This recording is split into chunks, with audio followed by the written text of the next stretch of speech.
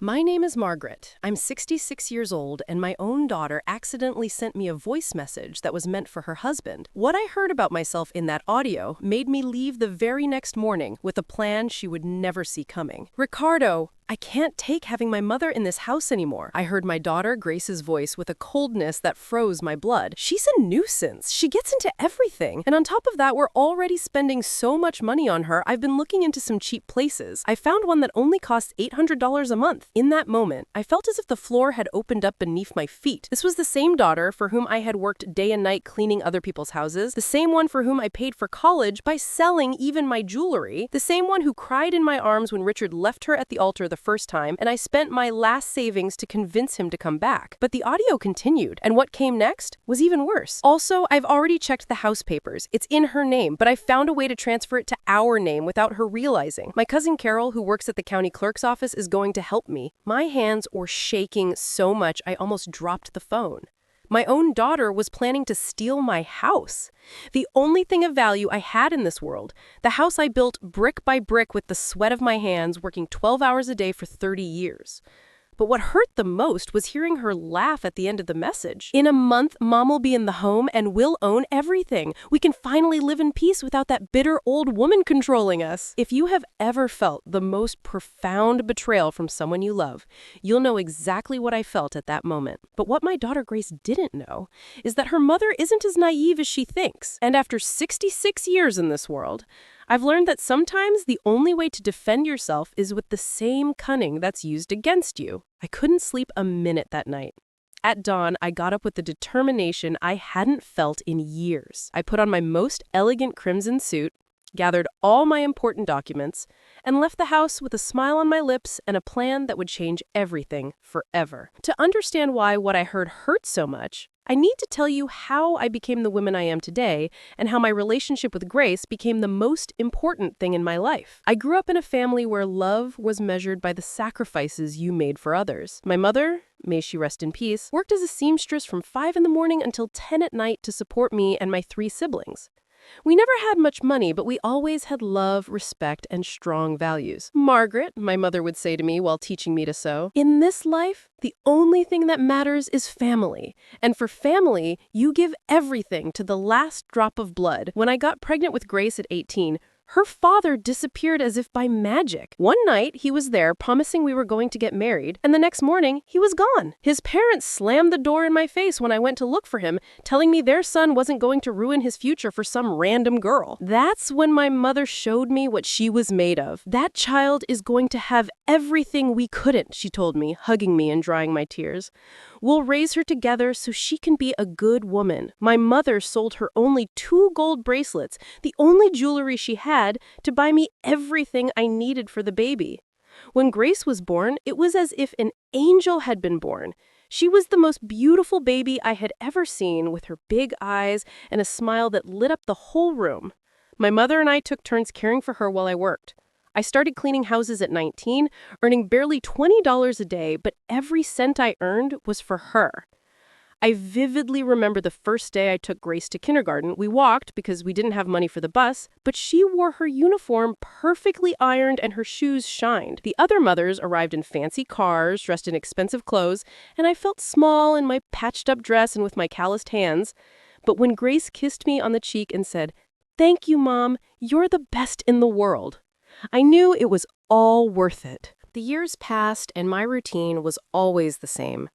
Wake up at 4 in the morning, prepare breakfast for Grace, take her to school, work cleaning 3 different houses until 6 in the evening, pick her up, help her with homework, and put her to bed with a story.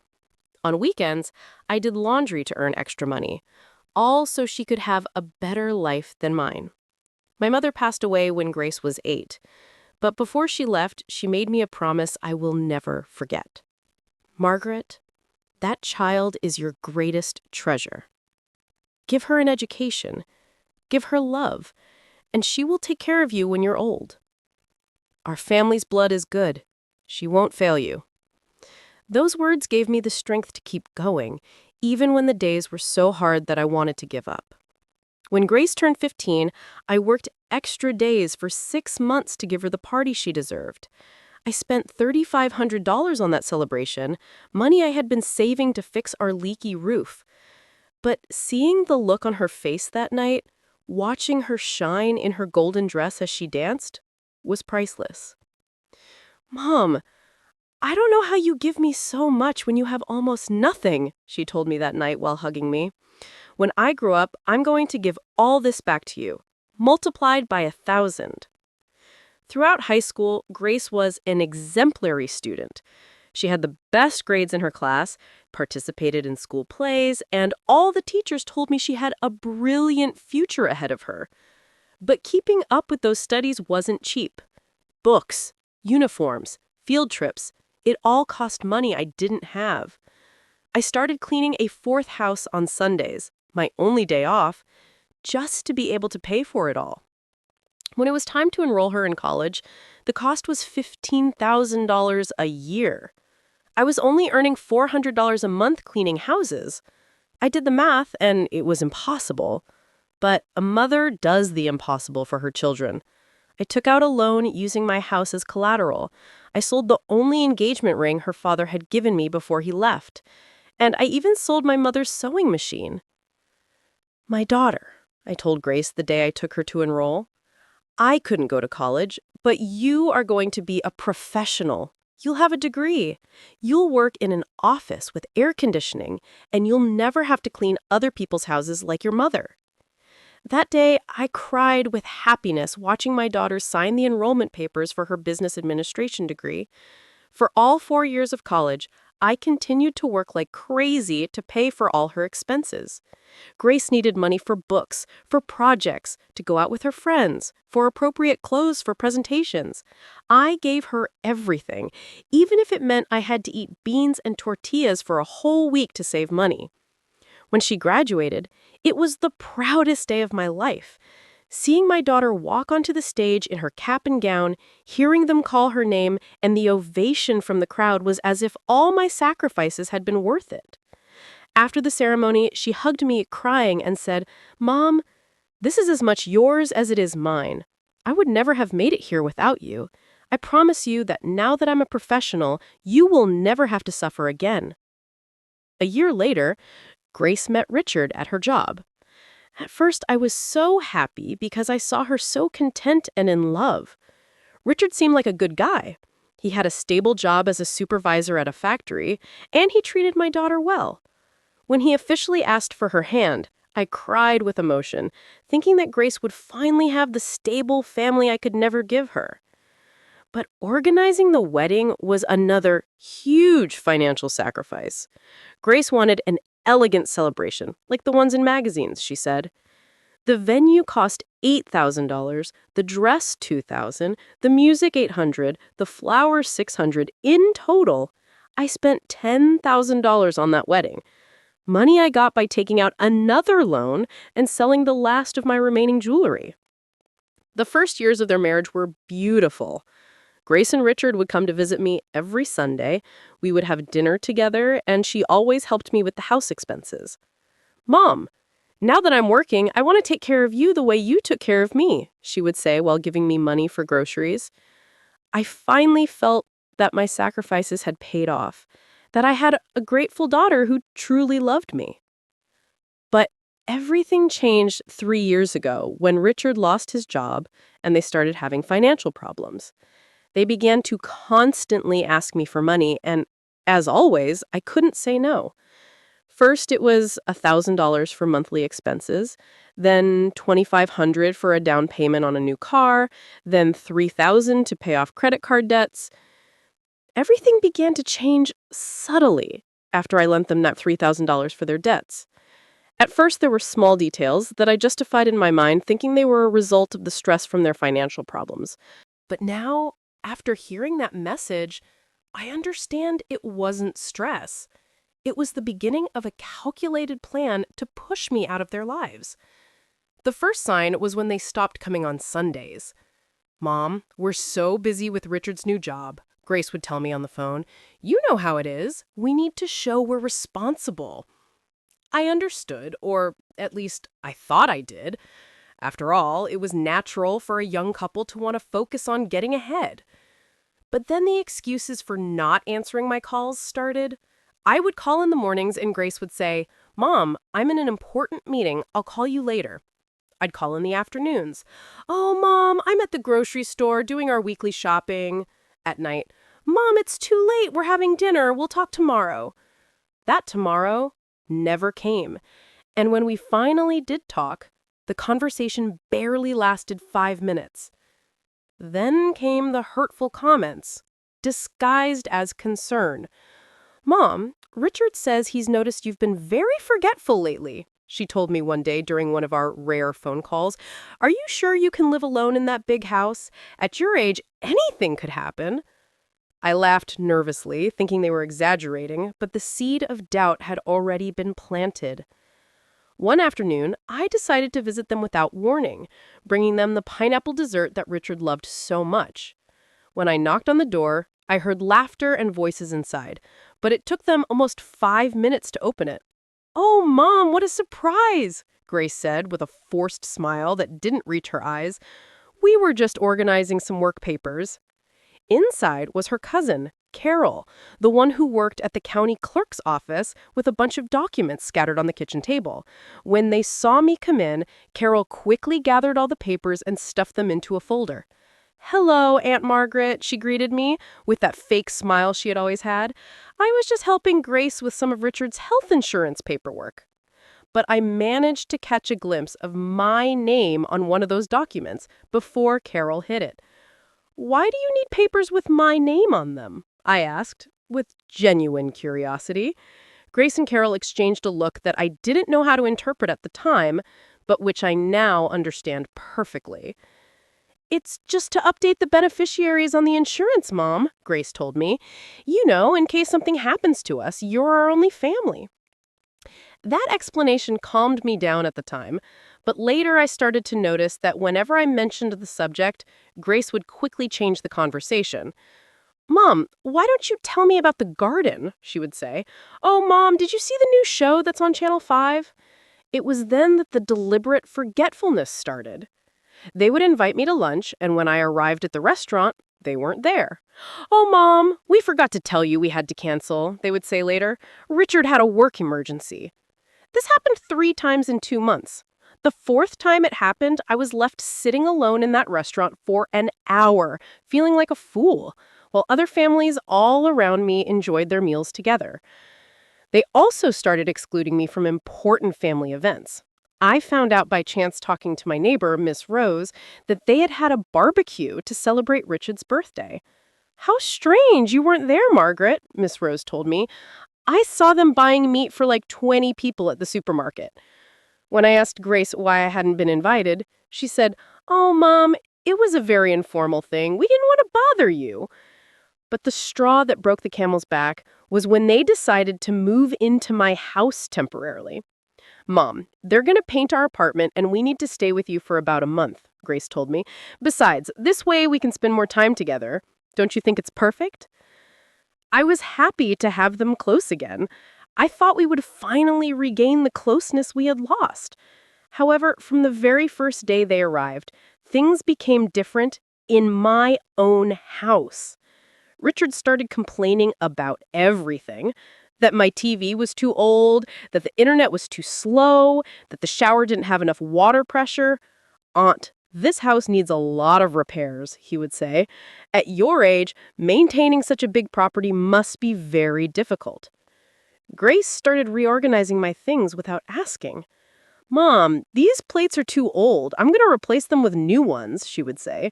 "And these clothes you have in the closet are so out of style. We should just donate them." Little by little, my house stopped feeling like my house. It was as if I was a guest in my own house. Then the quiet conversation started, which would stop when I walked into the room. I would see them talking in the kitchen, and when I appeared, they would immediately change the topic to something trivial, like the weather or the news. "What were you talking about?" I would ask them. "Nothing important, Mom," Grace would reply, "just about the house expenses." One night, I heard Richard talking on the phone on the patio. "Yeah, we're already living here.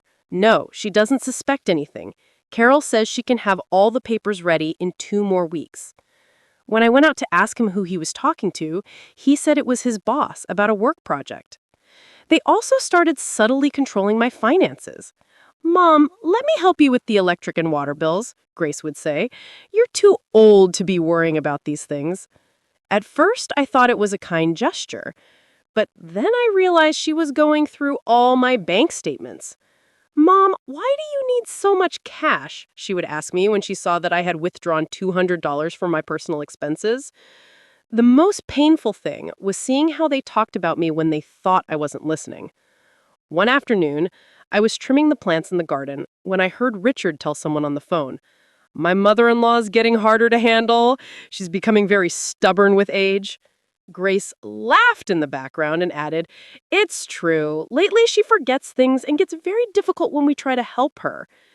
But what really made me open my eyes was when they started making comments about my mental health in front of other people.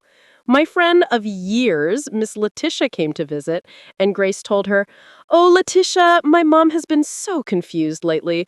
Yesterday, she wanted to go for a walk at 10 at night because she thought it was morning." That was a complete lie. I had never done such a thing. But I saw how Letitia looked at me with pity and concern. "Oh, Margaret, it's a good thing you have Grace to take care of you," she said. In that moment, I felt a deep anger, but also an immense sadness, realizing that my own daughter was creating a false narrative about my mental state. Strange visitors started arriving at my house, doctors who were supposedly there to check my blood pressure, social workers who wanted to evaluate my living conditions, and even a man who introduced himself as a geriatric care specialist. They all came when Grace scheduled them, but they never asked me if I wanted those visits. During one of those evaluations, I heard the doctor talking with Grace in the living room. "Ma'am, your mother seems to be physically fine, but I'm going to note in the report that she shows signs of mild age-related confusion." I was listening from the kitchen, completely lucid and aware, while this man wrote lies about my mental state. The tension in the house became unbearable. Every day I felt more pressure, more control over my life, more hurtful comments disguised as care. "Mom, you shouldn't drive anymore," Richard told me one day. "At your age, it's too dangerous." "Mom, it's better if you don't go shopping alone anymore," Grace added. "We can do it for you." Little by little, they were taking away my independence, my autonomy, my dignity. And the most painful part was that they did it with a smile on their faces, telling me that it was all for my own good, that they loved me so much and only wanted to take care of me. The moment that changed everything forever came that Tuesday afternoon when my world fell apart with a simple technological error that revealed the cruelest truth I had experienced in my 66 years. That day had been particularly difficult. Grace and Richard had left early, saying they were going to take care of some work matters. But I knew something was wrong. I had seen them talking in whispers all morning, and when I asked what was going on, they responded with those fake smiles I had already learned to recognize. "It's nothing, Mom," Grace would say. "Just boring stuff about Richard's job." I was left alone in the house, feeling that pressure in my chest that had been growing for the past few weeks. The house that used to be my refuge now felt like a prison. Everything had changed since they had come to stay temporarily. My routines, my spaces, even my way of living had been altered to accommodate their needs and their secret plans. Around 3 in the afternoon, I was making chamomile tea to calm my nerves when I heard the notification sound on my phone. It was a voice message from Grace. At first, I thought she was letting me know they would be late or maybe asking me to prepare something special for dinner. How naive I was to think my daughter still considered me important enough to tell me her plans. I pressed the play button without imagining that in the next 3 minutes, my entire life would be torn to pieces. "Richard, I can't take having my mother in this house anymore," Grace's voice began, with a tone of exasperation she had never used with me in person. My heart stopped. Those words spoken with such contempt were like sharp daggers piercing my soul. This was not the sweet daughter who would hug me and say, "I love you, Mom," every time she left. She's a total nuisance, Richard. She gets into everything we do. Always asking questions, always there. And on top of that, we're already spending so much money on her. I've been looking into some cheap places. I found one on the outskirts that only costs $800 a month. With what we save, we can finally remodel the kitchen we want so badly and even get new furniture for the living room. Every word was like a physical blow. My own daughter, the child to whom I had dedicated my entire life, was talking about me as if I were a piece of old furniture that needed to be discarded. The $800 the home would cost was exactly what I had been giving them every month for their personal expenses, money coming from my pension and my small savings. But the audio continued, and what came next completely destroyed me. Also, I've already checked all the house papers. It's in her name, but Carol already explained how we can transfer it to our name without her realizing. It's going to be about $500 in bribes and fees, but it's worth it. My cousin already has experience with these kinds of arrangements. In that moment, I understood everything. Carol's casual visits with her folders full of documents, the conversations that stopped when I appeared, the specialists who had come to evaluate my house and my mental state. It had all been part of a meticulously orchestrated plan to have me declared incompetent and steal my property, my house. The house I had built brick by brick, working 12 hours a day for 30 years. The house where I raised Grace, where we had celebrated her birthdays, where I cried when she graduated from college, where I had dreamed that one day my grandchildren would play.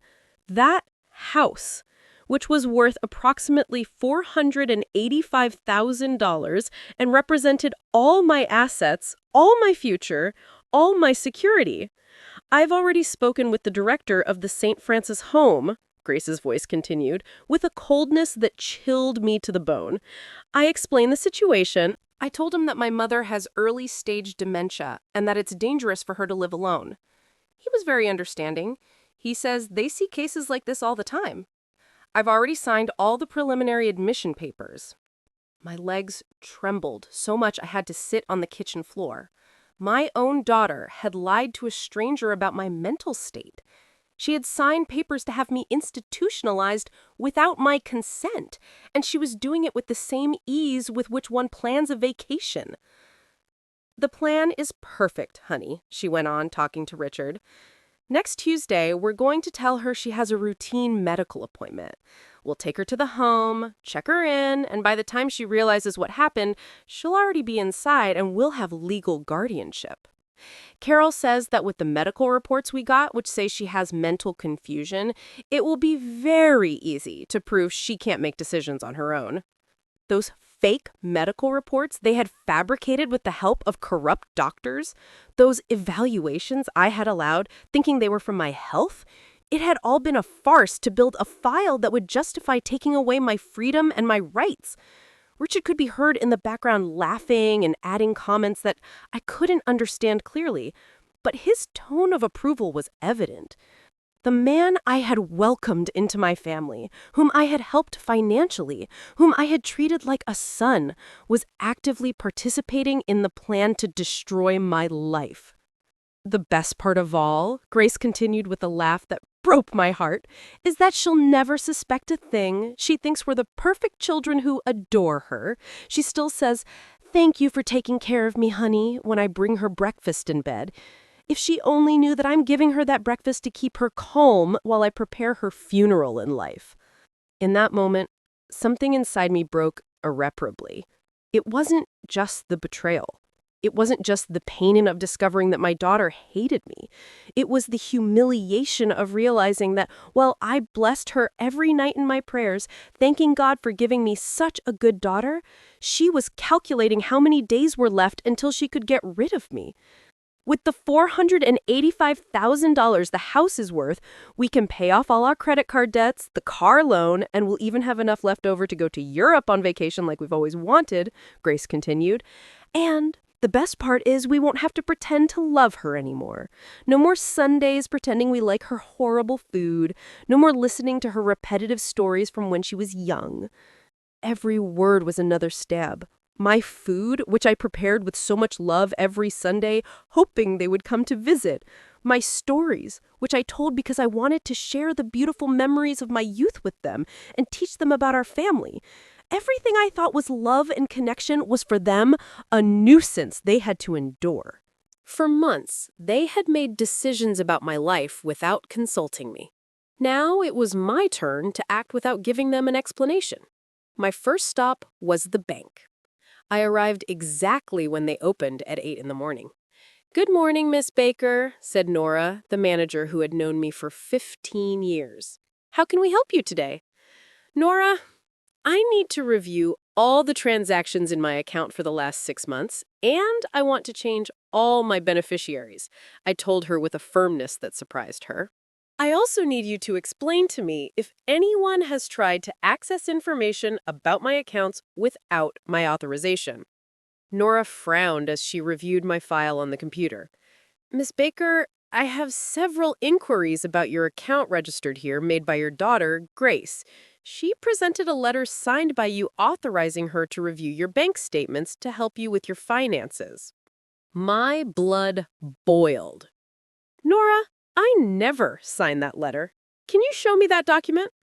When I saw the supposed authorization, I immediately recognized that the signature had been forged. It was similar to mine, but I had never written my name with that slant. "This is a forgery," I told her, showing her my IDs so she could compare the signatures. "My daughter has been fraudulently accessing my bank information. I need you to immediately cancel any authorization she has and put a security alert on my account." Nora turned pale as she realized the seriousness of the situation. "Miss Baker, this is very serious. We are going to cancel all unauthorized access immediately, and I recommend that you file a fraud report." "That's exactly what I'm going to do," I replied. "But first, I need to protect my assets. I want to transfer all my funds to a new account that only I can manage, and I want to change the beneficiary of my life insurance." For the next hour, Nora helped me secure all my finances. I transferred my $8,750 in savings to a completely new account. I changed all the passwords and named a charitable foundation for abandoned seniors as the beneficiary of my life insurance. Grace was no longer going to see a single cent of my money. My third stop was with Attorney Harrison Ford, the most respected lawyer in the city. "Attorney Ford," I said, showing him all the evidence I had collected, "I need your help to stop a fraud and protect my rights." Attorney Ford reviewed all the documents with professional attention.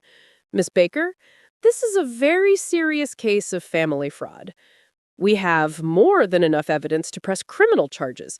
But tell me, what exactly do you want to achieve?" "I want justice, attorney," I replied. "But most of all, I want my daughter to learn that actions have consequences. For 66 years, I have been too good, too generous, too understanding. It's time for someone to defend me, even if I have to do it myself."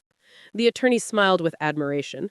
"Maker, we are going to prepare a legal strategy that protects all your rights and sends a very clear message about the consequences of trying to defraud a senior citizen." For the next few hours, we prepared a civil lawsuit for fraud, falsification of documents, and attempted illegal appropriation. We also prepared a criminal complaint against Grace, Richard, and Carol. The attorney explained that I had a solid case, and that it was very likely I would recover all the damages caused. By the end of the afternoon, I returned home feeling completely different. I was no longer the vulnerable victim who had left that morning. I was a woman who had taken full control of her life and was ready to face the consequences of years of allowing others to abuse her kindness. When I arrived, Grace and Richard were in the living room watching television, acting as if nothing had happened. "Hi, Mom," Grace said with that fake smile that I had already learned to recognize. "How did your errands go?" "Very well, honey," I replied calmly. "I took care of exactly what I needed to." I sat in my favorite armchair and looked at them intently. By the way, some people are coming to visit us tomorrow. I hope you're here to receive them. What people, Mom? Richard asked with curiosity. Oh, you'll see, I told them with a mysterious smile. They are people who are going to help us clarify some important things about our family's future. That night, we had dinner in silence. I knew exactly what was going to happen the next day, but they had no idea of the storm that was coming. For the first time in months, I slept soundly with the peace of mind that justice was on its way. The next day, at exactly 10 in the morning, the doorbell rang. I'll get it, I said, getting up quickly before Grace or Richard could move. At the door were attorney Harrison Ford, 2 police officers, and a public notary. Good morning, Ms. Baker, the attorney said. We've come to execute the orders we discussed yesterday. Grace and Richard got up from the sofa with looks of complete confusion. Mom, what's going on? Grace asked. Who are these people? Sit down, I told them with an authority they had never heard in my voice. It's time for you to know the truth. Attorney Ford cleared his throat and began to speak. Ms. Grace and Mr. Richard, I am here on behalf of Ms. Margaret to inform you that we have discovered irrefutable evidence of fraud, falsification of documents, and conspiracy to commit illegal appropriation against her. Grace and Richard's faces turned completely white. What are you talking about? Grace stammered. We would never do anything like that. Grace, I said, taking out my phone, do you want me to play for everyone the voice message you accidentally sent me yesterday? In that moment, I saw all the blood drain from my daughter's face. Her eyes filled with pure panic as she realized that her perfect plan had been discovered because of her own negligence. The moment of truth had arrived, and there was no turning back. The silence in my living room was deafening. Grace and Richard were petrified, staring at me as if they had seen a ghost. For all these months, they had believed they had total control of the situation, that I was a helpless old woman they could manipulate at will. Now they realized that they had completely underestimated the woman who had raised them. Attorney Ford, I said, keeping my voice firm and serene, please proceed with the presentation of the evidence. The attorney opened his briefcase and took out a thick folder full of documents. Ms. Grace and Mr. Richard, we have in our possession irrefutable evidence of the crimes you have committed against Ms. Margaret. He placed the first documents on the coffee table. Let's start with the forgeries. He showed Grace the document she had signed at the bank authorizing herself to access my accounts. This is her authentic signature, he said, pointing to my ID. And this is the forged signature that you presented at the bank. The differences were obvious when seen side by side. I don't know what you're talking about, Grace stammered, but her voice was trembling so much that it was clear she was lying. Mom asked me to help her with her accounts because she was forgetting to pay the bills. Grace, I said, with a calm that even surprised me, stop lying. There's no escape now. I took out my phone and pressed the play button. My own daughter's voice filled the room. Richard, I can't take having my mother in this house anymore. She's a total nuisance. She gets into everything we do. I watched Grace's face completely fall apart as she listened to her own words. Richard tried to maintain his composure, but his hands were visibly shaking. Neither of them had realized that the message had been sent to my phone by mistake. I've been looking into some cheap places. I found one that only costs $800 a month. Turn that off! Grace screamed, lunging for my phone, but one of the officers immediately stopped her. That's private. You have no right to listen to my conversations. Relax, honey, I told her with a cold smile. This is just getting started. Sit down and listen to everything you planned for your mother. The audio continued to play. Carol already explained how we can transfer the house to our name without her realizing. It's going to be about $500 in bribes and fees, but it's worth it. Richard stood up abruptly. This is a setup, he said, pointing to the attorney. You're manipulating her to accuse us of things we didn't do. Attorney Ford smiled professionally. Mr. Richard, we haven't even gotten to the most interesting part yet. He took another document from the folder. This is the complete and signed confession of Carol Rodriguez, cousin of Ms. Grace, who works at the county clerk's office. My eyes met Grace's, and I saw her realize that Carol had betrayed her. In this confession, the attorney continued, Carol details exactly how you pressured her to forge official documents, how you created fraudulent medical reports, and how you plan to use these documents to declare her mentally incompetent. Carol is a liar, Grace screamed desperately. She made all that up to save her own skin. Oh, really, honey? I asked, taking out my small recorder. Because I also have the complete conversation I had with Carol yesterday in her office recorded. I pressed the play button, and my own daughter's voice filled the room. Miss Grace told me that you couldn't take care of yourself anymore. She showed me how to forge your signature. She promised me she would pay me $2,000 once she had the house. Richard sank into the sofa with his hands on his head. This is a nightmare, he mumbled. Everything got out of control. No, Richard, I said firmly. This is justice. What was a nightmare was living in my own house, feeling like a prisoner, listening to you talk about me as if I were a nuisance, watching you plan to steal everything I've worked for in my life. Attorney Ford continued with the presentation of evidence. We also have the fraudulent medical reports that you commissioned. He showed the documents where corrupt doctors had written that I had senile dementia and was incapable of making decisions for myself. Miss Margaret voluntarily underwent a full psychological evaluation yesterday, conducted by Dr. Ramon Rurales, a geriatric specialist at the General Hospital. He pulled out the official report.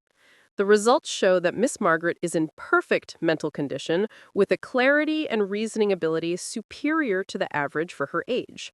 This proves that all the previous reports were fabricated. Grace started to cry, but they weren't tears of repentance, but of desperation at seeing her plan completely fall apart. Mom, please, she pleaded with me. We just wanted to take care of you. We thought it would be better for you to be in a place where they would attend to you professionally. Take care of me? I asked with a bitter laugh. By stealing my house, lying about my mental health, planning to institutionalize me against my will. I stood up and walked toward her. Honey, in that message, you also said you hoped I would die soon so you could collect my life insurance. I never said that, Grace screamed. I replayed that specific part of the audio. Besides, the life insurance she has is in our name, so if something happens to her at the home, God forgive me for saying this, it wouldn't be so bad. The silence that followed was devastating. Even the police officers exchanged looks of disgust upon hearing a daughter talk about her mother's death as a financial opportunity. But there's more, the attorney said, taking out another folder. We also discovered that for the last 6 months, Miss Grace has been withdrawing money from her mother's accounts without authorization using fraudulently obtained information. He showed the bank statements where withdrawals ranging from $500 to $1,500 were seen, all made by Grace. In total, they have stolen $8,750 from Miss Margaret's accounts. That money was for house expenses, Richard protested. We were paying for food and utilities. That's a lie, I replied. I was still paying all my house bills with my pension. That money you stole was for your personal whims. I saw you buying expensive clothes, going to fancy restaurants, while you told me we had to save because times were tough. The attorney continued to expose every detail of their criminal plan. We also have evidence that you contacted the director of the St. Francis home and paid a $1,200 registration fee to secure a spot for Miss Margaret, all without her knowledge or consent. He showed the payment receipt and the admission documents they had signed behind my back. You planned to take her this coming Tuesday, telling her it was a routine medical appointment. It was for your own good, Mom, Grace insisted desperately. You were getting so forgetful. Sometimes you got confused. Enough with the lies. I finally exploded, losing the composure I had maintained throughout the confrontation. I have never been confused. You invented those stories to justify your plan. I still manage my own finances, cook my own food, take care of my own house, and even help you financially when you ask me. I addressed Grace directly, looking her in the eyes. You know what hurts the most, honey? It's not that you wanted to steal my house. It's not that you plan to institutionalize me against my will. What hurts the most is that for all these months, while I hugged you and told you how much I loved you, you were calculating how much money you were going to make from my death." Grace completely broke down and began to cry hysterically. "I'm sorry, Mom. I'm so sorry. We were desperate for money. We had so many debts. We didn't know what to do." "Desperation doesn't justify betrayal," I told her firmly. "If you needed money, you could have asked me honestly. My entire life, I have given you everything I have. But instead of trusting my love, you decided to steal from me and destroy me." The police officer approached with handcuffs in his hand. "Miss Baker, do you wish to proceed with the arrests?" I looked at my daughter, who was crying inconsolably, and for a moment I felt a pang of maternal pain. But then I remembered her words in the audio, her coldness in planning my destruction, her laughter when talking about my death. "Yes, officer," I replied in a firm voice. "Proceed with the arrests."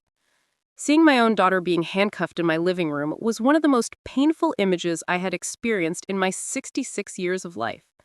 But it was also the moment I realized I had regained my dignity and my personal power after months of feeling like a helpless victim. "Mom, please!" Grace yelled at me as the officer led her toward the door. "You can't do this to me! I'm your daughter! I'm the only thing you have in this world!" Her words echoed in my mind with a bitter irony. She had been the one who decided I had no place in her world. Richard, on the other hand, looked at me with a pure hatred that chilled my blood. "This isn't over, you crazy old lady," he whispered as he passed by me. "You're going to pay for ruining our lives." Those words didn't scare me, but they confirmed that I had made the right decision by exposing them. After Grace and Richard were taken away, my house was left in an absolute silence I hadn't experienced in months. For the first time since they had come to stay temporarily, I could walk around my own house without feeling like I was being watched, judged, or manipulated. But that peace didn't last long. The next day, a campaign of terror began that showed me the lengths Grace and Richard were willing to go to get revenge on me. The first attack came through social media. Grace had created a fake profile and had started posting terrible stories about me in local community groups on Facebook. My mother has senile dementia and falsely accused us of theft. She's so confused that she doesn't recognize her own family. Please, if you see her alone on the street, call me because she shouldn't be unsupervised. The post included photos of me taken without my knowledge, where I appeared distracted or tired, which they had edited to make it look like I had mental health issues.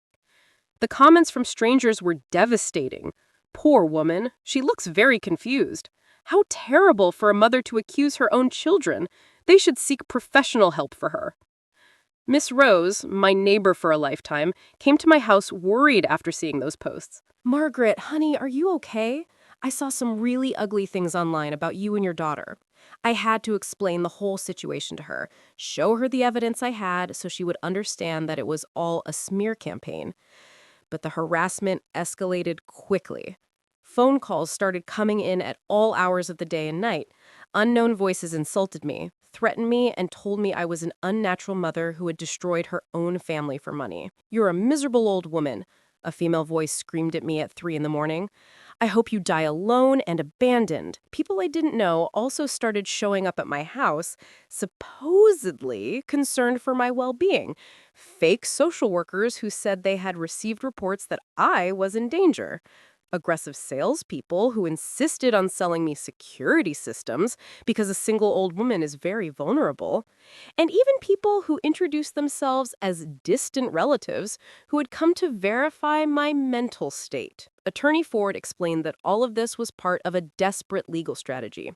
"Ms. Baker, they're trying to create evidence that you really do have mental problems to discredit your testimony in court.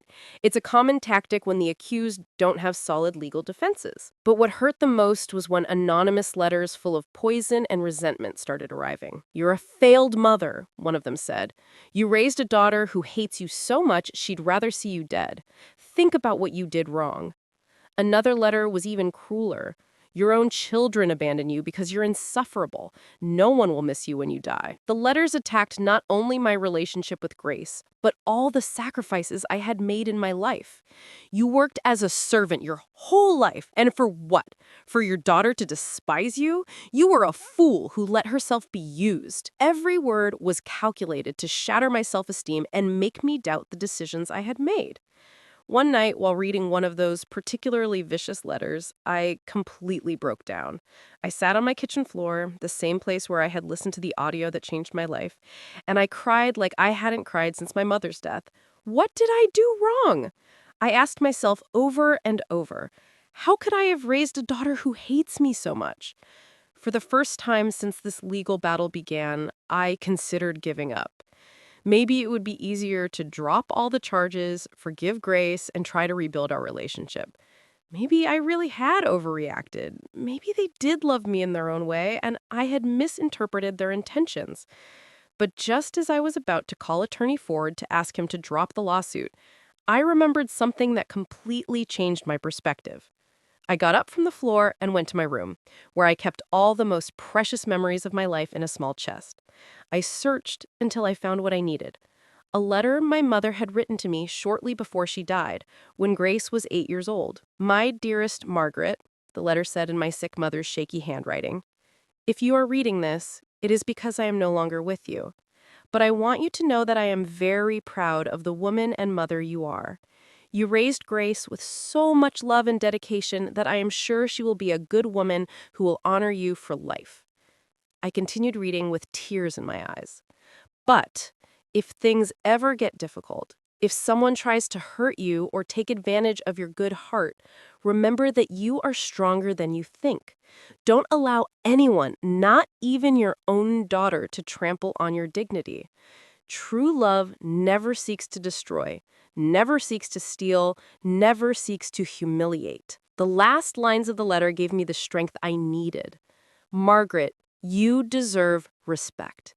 You deserve genuine love. You deserve to live your final years in peace and dignity. If someone can't give you that, then they don't deserve to have you in their life, no matter how much blood you share with them. That night, for the first time in weeks, I slept soundly. My mother was right. True love doesn't destroy. It doesn't steal. It doesn't plan the death of a loved one as a financial opportunity. What Grace felt for me was not love. It was economic convenience disguised as filial affection. The next day, I woke up with renewed determination. I called Attorney Ford and said, Attorney, I want you to proceed with all the charges. I am not going to drop anything. I want this case to go all the way. I'm glad to hear that, Ms. Baker, because I have some important news. Grace and Richard are trying to reach an out-of-court settlement. They want to avoid a public trial at all costs. What kind of settlement? I asked. They are willing to return all the money they stole, pay for damages, and commit to never contacting you again if you drop the criminal charges. I thought about that proposal carefully. On one hand, I would recover my money and get rid of their manipulations forever. On the other, they wouldn't face the full legal consequences of their actions. Attorney, I finally said, I accept the settlement, but with one additional condition. I want them to sign a full confession of everything they did, publicly admitting that I am mentally competent and that all their accusations about my mental health were false. And I want that confession to be published in the same places where they defamed me. That's very intelligent, Ms. Baker. The attorney told me that will completely clear your reputation and prevent them from continuing the smear campaign. A week later, Grace and Richard signed the agreement. I recovered my money, plus $15,000 more in damages. But more important than the money, I recovered my peace of mind and my dignity. The public confession was devastating for them, but liberating for me. We, Grace Baker and Richard Williams, admit that we falsely accused Ms. Margaret of having mental problems. We admit that we planned to steal her property and that we created fraudulent documents to declare her incompetent. Ms. Margaret is in perfect mental condition, and we invented those stories to justify our criminal actions. That day, exactly 1 month after hearing the audio that changed my life, I realized that I had achieved something that seemed impossible. I had defeated those who tried to destroy me, and I had done it with intelligence, dignity, and by sticking to the law. But my story wasn't over yet. I had a new life to build, and I knew exactly how I wanted to live it. With the legal agreement signed and my reputation completely restored, the time came to make the most important decisions of my new life. I was no longer the naive Margaret who had allowed her kindness to be abused for decades. I was a 66-year-old woman who had learned that true strength doesn't come from enduring abuse, but from defending yourself with intelligence and dignity. The first action I took was to completely change my will. I summoned Attorney Ford to my house and dictated my new final wishes. Attorney, I want all my assets, including this house and all my savings, to be donated to the Golden Hope Foundation, which helps senior citizens abandoned by their families. Are you completely sure about this decision, Miss Baker? The attorney asked me. It's a considerable estate, approximately $490,000, including the house, your savings, and the compensations you received. Completely sure, I replied firmly. I want that money to help people who truly need it, not ungrateful children who see their parents as a financial investment. I also stipulated that if Grace tried to contest the will, she would automatically lose any right to receive even a penny. My second decision was to move. I no longer wanted to live in the house where I had been betrayed, where I had heard my own daughter plan my destruction. Attorney, I want to sell this property and buy something smaller, more in line with my current needs. In 3 weeks, I found the perfect place. A beautiful apartment in a residential complex for active seniors with gardens, recreation areas, and a community of people my age who valued independence and dignity. The apartment cost me $85,000, and with the $95,000 I had left from the sale, plus the legal compensations, I had enough money to live comfortably for the rest of my life. But my most satisfying revenge was completely legal and absolutely devastating for Grace and Richard. It turns out that during my investigation with the attorney, we discovered that they had lied on their tax returns for the past 3 years. They had reported much lower incomes than their real ones to pay less in taxes. But at the same time, they had been living a lifestyle that didn't match those reported incomes. Miss Baker, the attorney told me with a smile, I have information that might interest the IRS. He showed me evidence that Richard had been working unreported side jobs and that Grace had been selling products online without declaring those earnings. Attorney, as a responsible citizen, I believe it is my duty to report any tax evasion I am aware of, I told him with a smile that reached my eyes. After all, we all must contribute fairly to the country's upkeep. A week later, the IRS initiated a full audit of Richard and Grace. They discovered that they owed $22,000 in back taxes, plus penalties and interest that brought the total debt to $35,000. But since they didn't have that money available, they had to sell their car, pawn their jewelry, and take out high-interest loans to avoid going to jail for tax evasion. My third revenge was professional. During the investigation, we also discovered that Carol, the cousin who worked at the county clerk's office, hadn't been the only public employee involved in the fraud. There was an entire network of corruption that facilitated these kinds of thefts against seniors. With the help of Attorney Ford, we turned over all the information to the appropriate authorities. The investigation resulted in the dismissal of 6 public employees, including Carol, and the discovery of at least 12 similar cases to mine, where they had stolen properties from seniors using fake documents. When the scandal became public in the local newspapers, Grace and Richard became the perfect example of unnatural children who abused their elderly parents. Their names and photographs appeared on the front page with headlines like "Family Betrayal That Shocked the City" and "Children Plan to Steal 66-year-old Mother's Home." But my most intelligent revenge was social. It turns out that Grace worked at a prestigious company where personal reputation was essential for professional growth. When her boss found out about the scandal through the newspapers, he called her into his office for a very uncomfortable conversation. "We cannot have employees involved in family fraud scandals," he told her. "Our company has a reputation to protect." Although he didn't fire her immediately, he demoted her to a less important position and made it very clear that she would have no opportunities for promotion in the near future. Richard also faced consequences at his job. His supervisor, upon learning that he had participated in a plan to defraud his mother-in-law, told him, "If you are capable of stealing from your own family, how do we know you won't steal from us?" He lost all opportunities to get the promotion he was hoping for. But what satisfied me the most was seeing how their own friends and family rejected them. Richard's sister refused to speak to him after finding out what they had planned to do to me. "How could you participate in something so cruel against an old woman who had only treated you with love?" she screamed at him during a family confrontation that was witnessed by several neighbors. Grace's friends also gradually abandoned her. The mothers in her social circle didn't want to associate with someone who had so cruelly betrayed her own mother. If she's capable of doing that to the woman who gave birth to her, what won't she be capable of doing to us? They would comment among themselves.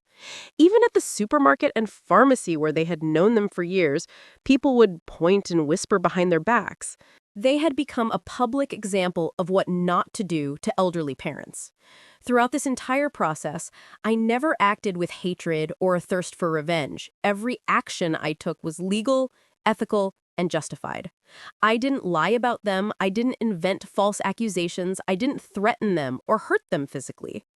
I simply allowed the natural consequences of their own actions to run their course. 6 months after the day I heard that fateful audio, I ran into Grace at the mall. She looked haggard, tired, and much older than her 35 years. When she saw me, she approached with tears in her eyes. "Mom," she said in a broken voice, "please forgive me. I understand you're angry, but we've already paid the price. We lost everything. Our credit is ruined. Richard lost his promotion. I had to take a job with a lower salary. Don't you think that's punishment enough?" I looked her directly in the eyes, without hatred, but without weakness. "Grace, I didn't punish you. The consequences of your actions punished you. You decided to plan my destruction. I just decided to defend myself." "But we're family," she pleaded. "Blood is blood, Mom. You can't abandon your only daughter." "Blood doesn't give you the right to mistreat, steal from, or plan someone's death," I replied calmly. "For 35 years, I was your unconditional mother. For 3 months, you were my calculating executioner. You can't ask me to forget that just because you're now facing the consequences." "So you're not going to forgive me?" she asked, crying. "I already forgave you, Grace," I told her honestly. "Forgiving you was necessary for my own peace of mind. But forgiving doesn't mean forgetting or allowing you to hurt me again. Forgiving doesn't mean pretending nothing happened. Forgiving doesn't mean giving you another chance to destroy my life." I left her crying in that mall and walked away toward my new apartment where my new life awaited me. A life where I was no longer anyone's victim, where I no longer had to pretend that abuse was love, where I no longer had to sacrifice my dignity to maintain toxic relationships. For the first time in decades, I was completely free. A year after that encounter at the mall, my life had taken a path I never imagined possible. At 67 years old, I woke up that spring morning in my beautiful apartment with the sun filtering through the white curtains that I had chosen myself without anyone telling me they were too expensive or unnecessary. I made my coffee in the small but perfect kitchen for my needs, and I sat on my balcony to contemplate the gardens of the residential complex. In the distance, I could see other residents doing their morning exercises, tending to plants, or simply enjoying the tranquility. We were all seniors who had decided to live our final years with dignity and independence. "Good morning, Margaret," greeted my neighbor Nora, a 72-year-old woman who had become my best friend. "Ready for our dance class today?" I smiled, remembering how I had started taking dance classes at 67, something I never thought I would do. "More than ready, Nora. These old bones still have a lot to give." During this year, I had discovered a version of myself that had been dormant for decades. Without the constant pressure to please Grace, without the stress of walking on eggshells in my own house, I had blossomed like a flower that finally received sunlight. I had enrolled in painting classes and discovered that I had a natural talent for landscapes. My paintings now decorated the walls of my apartment, and I had sold some at the local art fair. Miss Baker, the fair organizer, had told me, "Your paintings convey a peace and wisdom that touches people's hearts." I had also joined the volunteer group at the Golden Hope Foundation, the same organization that would be the beneficiary of my inheritance. I worked 3 days a week helping other seniors who had been abandoned or mistreated by their families. Margaret, Miss Carmen, an 81-year-old woman who had come to the foundation after her children had evicted her from her house, told me, "You understand our pain because you lived it firsthand." At the foundation, I had become a kind of unofficial counselor. People who arrived broken and hopeless found in my story an example that it was possible to recover, that it was possible to rebuild a dignified life after the most profound family betrayal.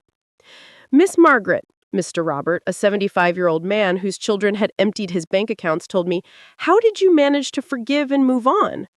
I had replied, "Mr. Robert, forgiving doesn't mean forgetting or allowing them to hurt us again. Forgiving means freeing our heart from the poison of resentment so we can live in peace. But living in peace also means moving away from those who hurt us, even if they share our blood." My work at the foundation had given me a purpose I never thought I would have at this age. We had managed to help 47 seniors recover money stolen by their families. 23 had managed to reverse fraudulent documents that declared them incompetent, and 15 had found new safe homes after being evicted by their own children. But the most important thing I had discovered was my own self-worth. For 66 years, I had measured my value as how much I could give to others, how much I could sacrifice, how much pain I could endure in silence. Now I understood that my value as a person did not depend on being useful to others, but on being true to myself and respecting my own boundaries. As for Grace and Richard, I occasionally received news of them through mutual acquaintances. They had had to move to a smaller, more economical apartment. Richard had definitely lost his opportunities for promotion and now worked at a lower-paying job. Grace had to accept an additional part-time job to be able to pay off all their debts. But what I was told most was that their marriage was in crisis. When they no longer had the mother-in-law's house as a backup plan, they started blaming each other for the failure of their plan. Miss Rose, my old neighbor, told me they are constantly fighting over who was to blame for everything being discovered. Interestingly, this didn't give me a vengeful satisfaction, but a deep sadness for the decisions they had made. They had destroyed not only their relationship with me, but also their own relationship with each other. Greed had been a poison that had contaminated everything it touched. 6 months ago, I had received a letter from Grace. I hadn't opened it immediately. It had taken me 3 days to decide if I wanted to read what she had to say to me. Finally, I had opened it in the presence of Nora, my neighbor, to have emotional support.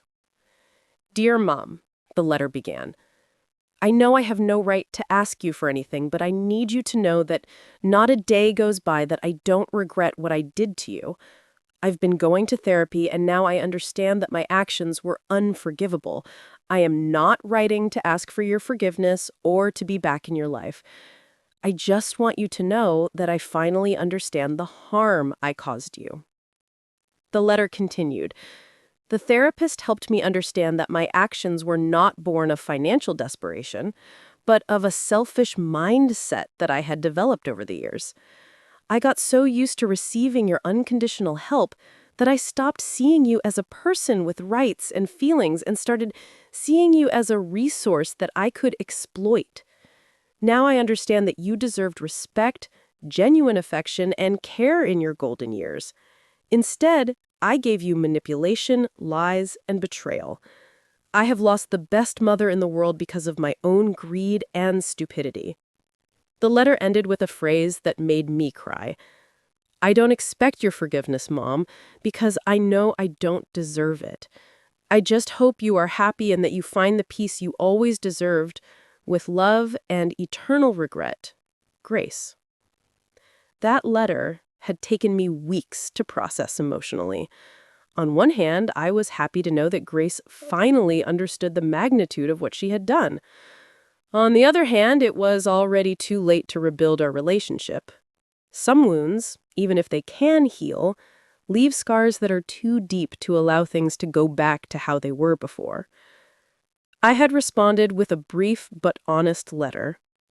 Grace, I accept your apology and I'm glad to know you're seeking professional help. I forgive you because holding a grudge would harm me, but forgiving doesn't mean forgetting. And it doesn't mean I can trust you again. I wish you the best in your life, but my life is now at peace without you.